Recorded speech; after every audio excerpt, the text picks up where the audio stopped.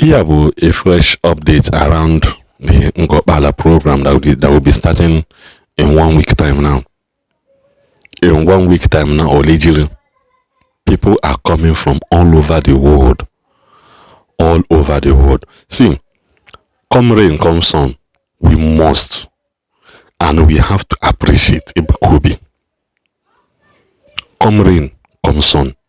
Whether you whether you hater or you did not hate him, whether you like it or not, we must thank him.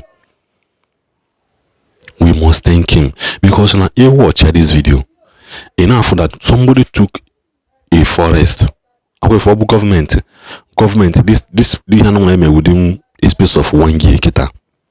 When you take a government extra 20 years to achieve, because now na contracted here. Well, for example, the first officials in Yalongo Balaka developed, what did they do with it? They left and they moved to Ogun State, because now church go Ogun State. Uza the chago mepesigi everywhere mepesigo. They left and they went there. Another government but award or the police, it did not do anything. Then no may expire, the contract may expire and alokwa hire when you the ministry, what the ministry benina some places, because government still retain some places. In the space of 1 year, now turn into a city. Imagine how that place will look like in the next 5 years. Congratulations to everybody who went there and secured 1 or 2. Congratulations to the people who are doing projects there. Congratulations to the ministry and to everybody who has in one way or the other contributed to the movement of this place. Just imagine not quite an MHG everything. That place now hosts a program weekly, every day, church activities, weekly activities, all those things. Ebuluzia, Nkelego, everything in Lagos, Bunatazia, Nkelego, Abuluzia, and secondary. Do you know what Lagos state government stands to lose? Do you know what it stands to lose? Because they will lose monetary revenue, they will lose light, they will lose accommodation, they will lose transportation, they will lose a lot of things, including flight revenue. They will going to lose it, because all attention will be now be shifted there. They will lose schools, because a lot of people here withdraw more from school. Because more they have 70 go, I will still do the same. Bible says, train up a child in a way that he should grow. Because in a way that he should go, because when he grows, he shall not depart away from it. That is as simple as ABCD. So the end of this video, I'm going to enjoy Tata.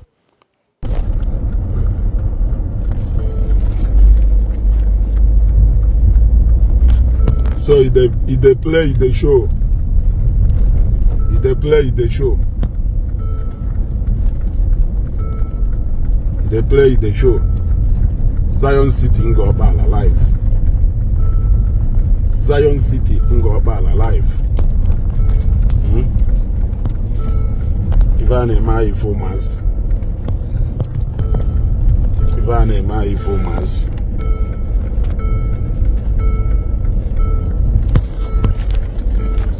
Iva ko fọdụ na population Gambian factory. Ya were anya palak. Nke a restaurant Postanian Hot Eatery at Zion. Feni na-ewoluwe n'ọnọdụ. Ema ana m agwa unu na workers nọ na site here currently is over 4,000 workers nọ na this site currently. Later is ka doba kasị ebe niile, hazi ekwu street light, hazi ekwu WC toilet, ego wife na ma carton tiles ka doba le ka nya. Ife no alone at this site currently, there are over 4,000 people no alone at this site. Ana alonka. Trade one no go there ba. And they be awaiting chance higher way offload. Ongongo mass. This is one of its kind in the southeast. Onye break record up but I kaifo. Nwobe onye break this record nke akita ebuko bi break. Nekwo ma fomo, nekwo ma matras ka na ebutusi. Nekwo ma bed, nekwo matras ka na ebutusi o. Meto se video na matras ya nekasi matras o. Nekasi matras ka na ebutusi o. Mba wo, why no ebe oga abia. Nekwo na tais ka adọwala ebe niile. Epentigo nka. Ana me kuna epentigo nka, ndị epentiri akago nkono. Look at. Just look at. Look at. Leso ndolo.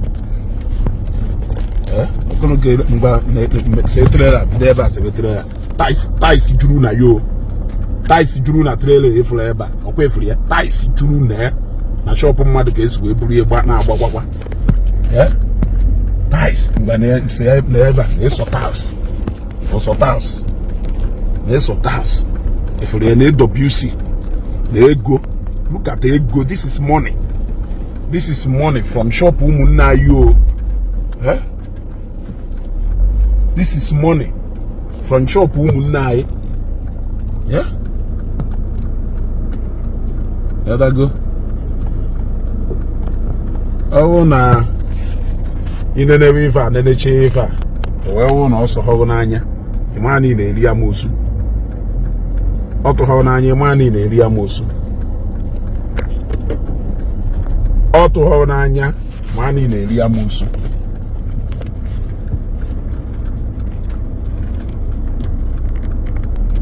Go set about again. Set ton on your phone. If ego. One of Lego. And then each and every building nearby you find the solar. And the solar no ego. Because if any need follow na site here, we really. They ties. They tiles. Yeah? They tiles. How many containers of tiles can you put there? Yeah? Nekwanka. Ogolo kwa ke load kwa na trailer nka. Trailer nka load kwa le load. Onye una flavor we na ekwu okwu amosu ka we riri amosu. Riri amosu na ma street light metal fabrication. Let's start off man. Na ma street light. Na ma street light ma metal eji we lo ya alo mu ife niile ma onye lo la alo.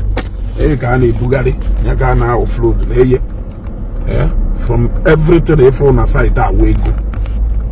Case if you don't know. And it for na was on.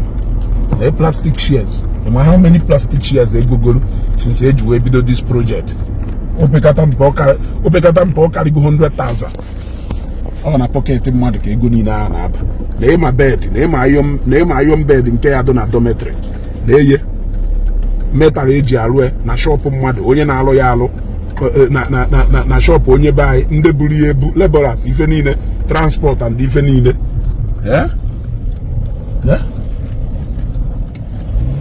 so onye na-atamụ n'ife a na-eme ebe onye ahụ ezigbo amosu ka ewu ịghọtago eji ụra atọ ịlọ